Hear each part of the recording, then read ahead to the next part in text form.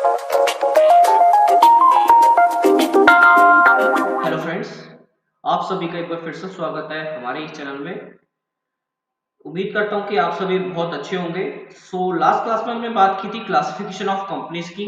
I hope कि आप सभी को वो टॉपिक क्लियर हो गया होगा। आज हम बात करेंगे नेक्स्ट टॉपिक की। हमारे 3 टॉपिक लेफ्ट रह गए हैं, ठीक है, जो कि हम इस वीडियो में कंप्लीट करेंगे और आज हम यूनिट फर्स्ट को पूरी तरीके से फिनिश कर लेंगे। ठीक है, यहाँ पर आपको सिलेबस की मैंने पीडीएफ आपको दिखा रहा हूँ, तो इसके अंदर हमारे ऑलमोस्ट सारे टॉपिक कवर हो चुके हैं। हमारे यहाँ पे 3 टॉपिक्स लेफ्ट है जिनको आज वाली वीडियो में हम कवर करने की पूरी कोशिश करेंगे। स्टार्ट करते हैं। फर्स्ट आता है हमारे पास प्रोड्यूसर कंपनी। अब प्रोड्यूसर कंपनी बेसिकली अगर हम बोले तो उसका फॉर्मेशन किस तरीके से होता है, रजिस्ट्रेशन किस तरीके से होता है, तो बात करते हैं। any 10 or more individual each of them being a producer।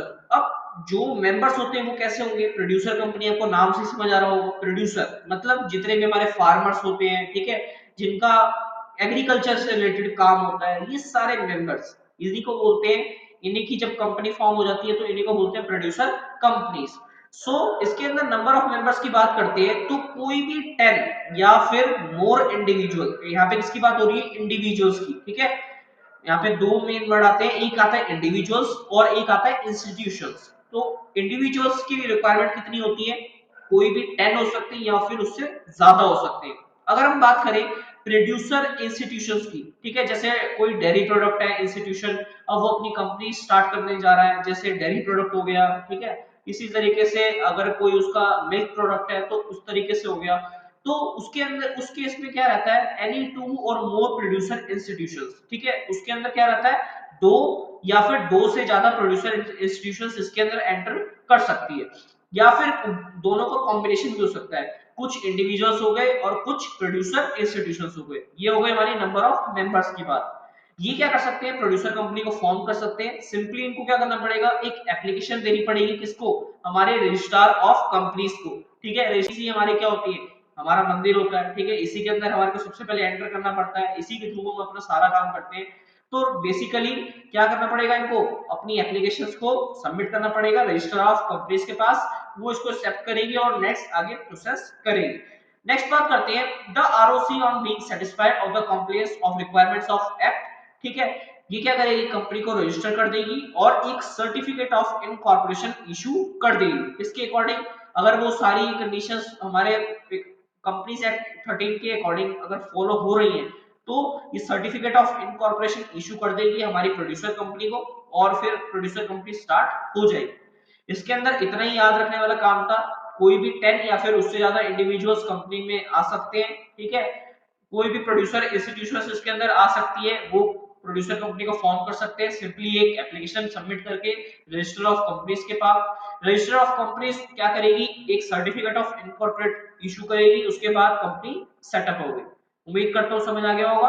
Producer company अगर एक लॉजिक की बात करें, ठीक है, अगर एक लॉजिक से बात करें तो क्या होती है, बेसिकली कॉर्पोरेट कंपनीज रहती है हमारी, जो कि एक्टिविटीज को फॉलो करती हैं। अभी ये प्रोड्यूसर कंपनी की एक्टिविटीज क्या क्या रहेंगी ये देख लेते हैं, ठीक है। इसके ऑब्जेक्टिव्स क्या होते हैं, फर्स्ट आते हैं हमारे पास प्रोडक्शन, ठीक है।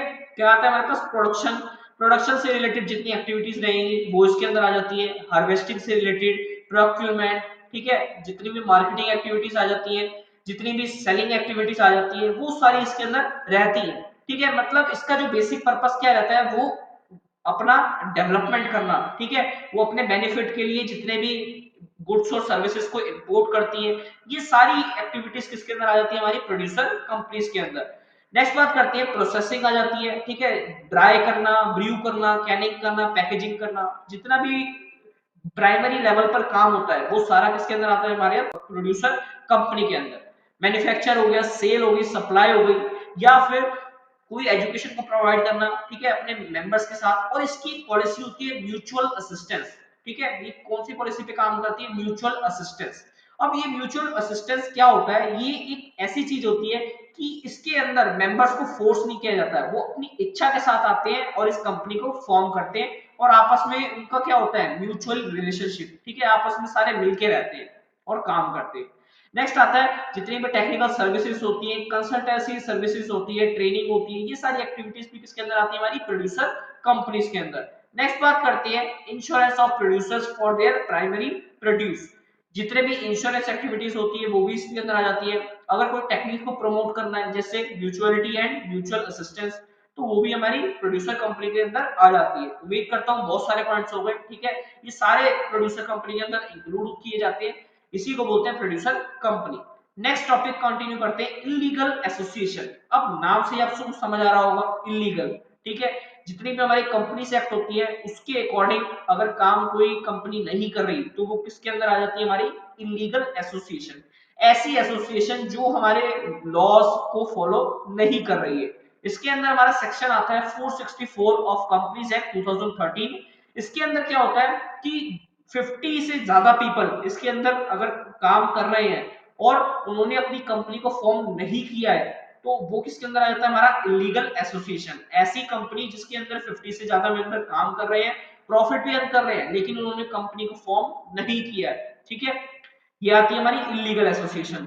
अब ये वाला रूल किसके लिए एप्लीकेबल नहीं है, फर्स्ट आता है हमारा हिंदू अनडिवाइडेड फैमिली, ठीक है। जितनी भी हमारी हिंदू अनडिवाइडेड फैमिली होती है उसके अंदर ये रूल एप्लीकेबल नहीं है, उसके अंदर पर्संस काम कर सकते हैं।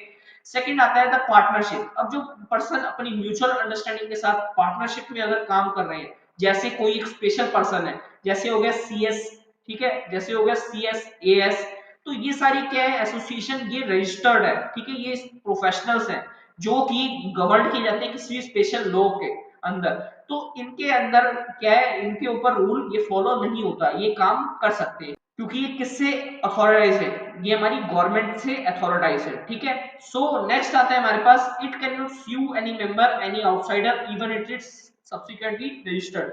अब ये जो इलीगल एसोसिएशन होती है ये किसी भी मेंबर को स्यू नहीं कर सकती, चाहे कोई बाहर वाला हो, ठीक है।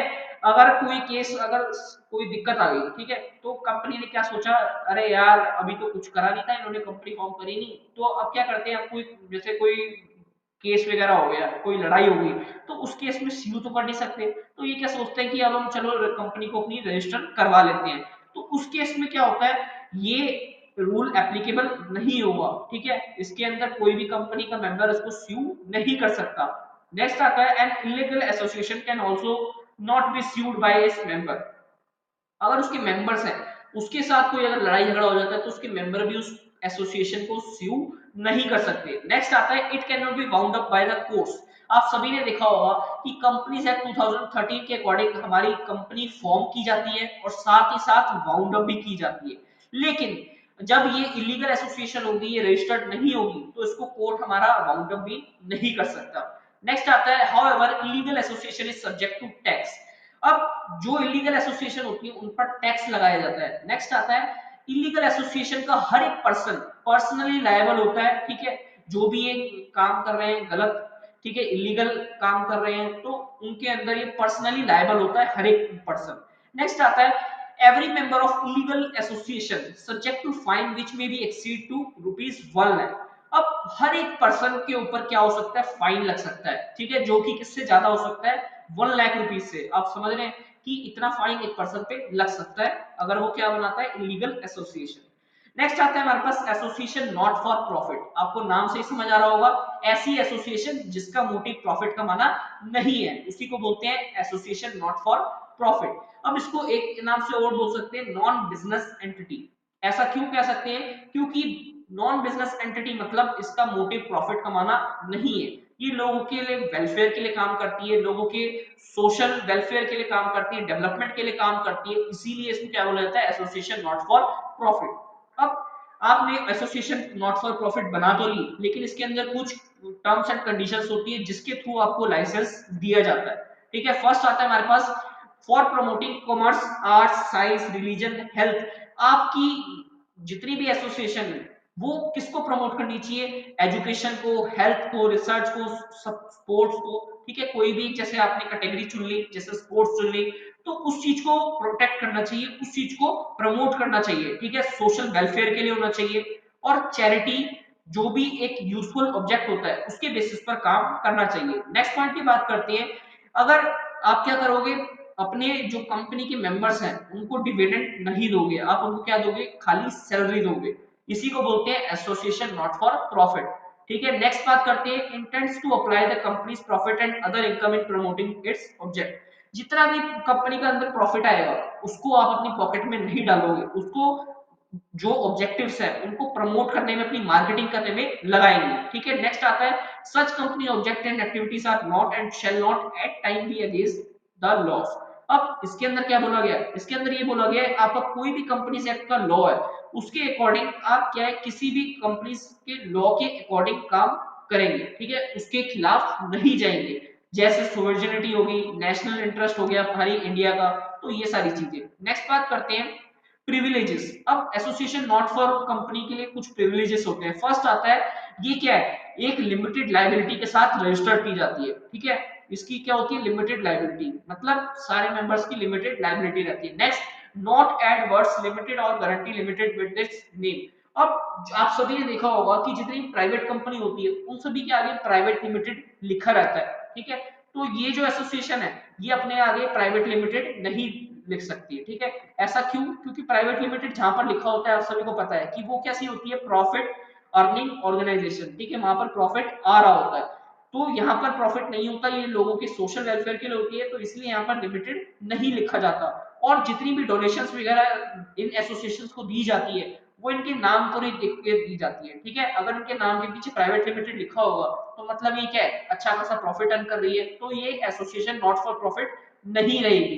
तो इसीलिए जितनी भी डोनेशंस आती है वो सारी ट्रस्ट कर दी जाती है इनके नेम के ऊपर। नेक्स्ट आता है रिवोकेशन ऑफ लाइसेंस। जितने भी अभी मैंने आपको चार कंडीशंस बताई है, अगर इनको फॉलो नहीं करती तो जो लाइसेंस होता है वो क्या होता है, रिवोक हो जाता है। ठीक है, किसके थ्रू, हमारी कमीशन के थ्रू, हमारे कोर्ट के थ्रू, हमारे एक्ट के थ्रू। नेक्स्ट आता है, ये हमारी कंपनी को दिया जाता है और इसके अंदर क्या है, एक नोटिस दिया जाता है अगर कोई भी ऐसा काम किया जा रहा है रिवोकेशन से पहले। ठीक है, अगर कंपनी का लाइसेंस रद्द किया जा रहा है तो उसके सबसे पहले क्या दिया जाता है, एक आपको नोटिस दिया जाता है कि आप इसको या तो ठीक कर लो, नहीं तो हम इसको कैंसिल कर देंगे। नेक्स्ट आता है ऑन रिवोकेशन, जो रजिस्ट्रार है वो क्या है, अब लिमिटेड लाइबिलिटी अपनी कंपनी के आगे लिख सकता है। ठीक है, लिमिटेड कंपनी, अब क्या है उसकी जो जितना भी लाइसेंस था वो सारा कैंसिल हो चुका है, अब वो प्राइवेट लिमिटेड अपने आप को बना सकता है, चाहे कुछ भी करे वो अपने आप को कर सकता है। ठीक है, अब जितने भी रूल्स एंड रेगुलेशंस थे, जितनी भी डोनेशन आ रही थी वो सारे अब क्या है बंद हो जाएंगे, क्योंकि अब वो क्या एसोसिएशन नॉट फॉर प्रॉफिट नहीं रही, अब वो क्या बन गई, प्राइवेट लिमिटेड एक कंपनी बन गई जिसका मोटिव क्या है, प्रॉफिट अर्न करना। सो यही था हमारे तीन टॉपिक्स जो लेफ्ट रह गए थे। और हाँ, अगर आप सभी को समझ आ रहा है मेरा पढ़ाया हुआ तो इस चैनल को सब्सक्राइब करें, लाइक करें, कमेंट करें और शेयर करें। आपके एक छोटे से सब्सक्राइब से हमारे को बहुत मोटिवेशन मिलती है इस वीडियो को बनाने के लिए और आने वाली सारी वीडियोस को हम बना पाए। ठीक है, इसके लिए एक छोटा सा आपको काम करना है, सब्सक्राइब कर ले चैनल को और अपने सारे दोस्तों में ये वीडियो शेयर कर दे। सो आज हमने अपनी यूनिट फर्स्ट को फिनिश कर दिया है, कंपनी लॉ की इंट्रोडक्शन। आई होप क्लियर हो गया होगा। So that's all for today, thank you.